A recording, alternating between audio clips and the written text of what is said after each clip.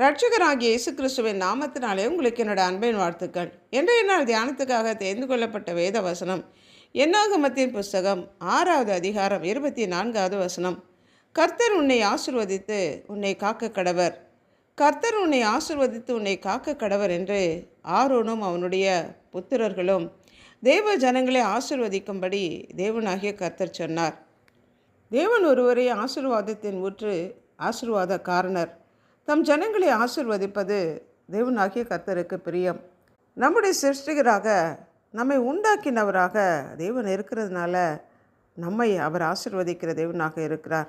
முதல் மனிதனான ஆதாமை பழுகி பெருகி பூமியை நிரப்பி இந்த பூமியில் உள்ள சகல உயிரினங்களையும் கீழ்ப்படுத்தி அவைகளை ஆண்டு கொள்ளும்படி கர்த்தர் ஆசீர்வதித்தார்.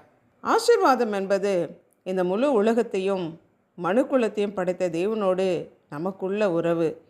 இந்த உலகத்தின் சம்பத்து, செல்வம், சொத்து மட்டும் தேவன் அருளும் ஆசீர்வாதம் அல்ல. சுகம், பலன், ஞானம், அறிவு, புத்தி, பிள்ளைகள், பாவ மன்னிப்பாகிய மீட்பு, சமாதானம், சந்தோஷம், திருப்தி, தேவனோடு உள்ள உறவு, இவை யாவும் தேவன் நமக்கு கொடுக்கிற ஆசீர்வாதங்கள். கர்த்தரின் ஆசீர்வாதமே ஐஸ்வர்யத்தை தரும், அதனோடு வேதனையை கூட்டார்.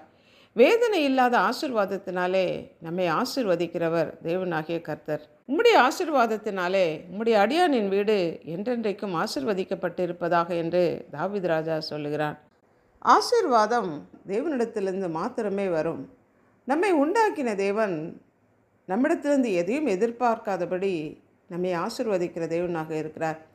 அவருடைய கட்டளைகளையும் நியமங்களையும் கைக்கொண்டு நாம் நடக்கும்போது கர்த்தர் நம்மை மேல்மேலும் ஆசீர்வதிக்கிறார்.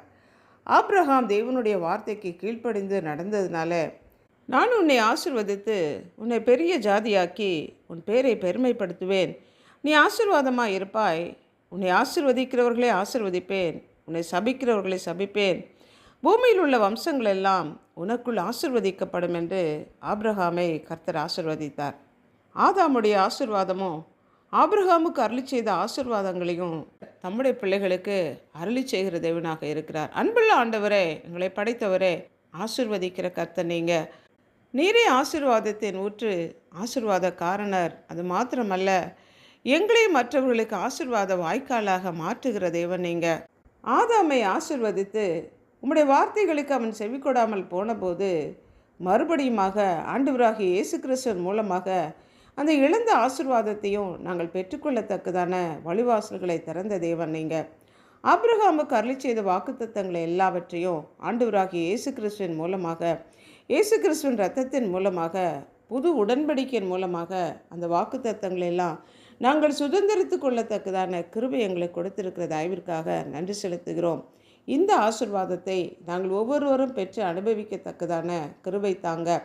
உம்முடைய நாமத்தினாலே எங்களுக்கு ஆசீர்வாதமும் பாதுகாப்பையும் கர்த்தர் அருளி செய்திருக்கிற தயவிற்காக நன்றி செலுத்துகிறோம்.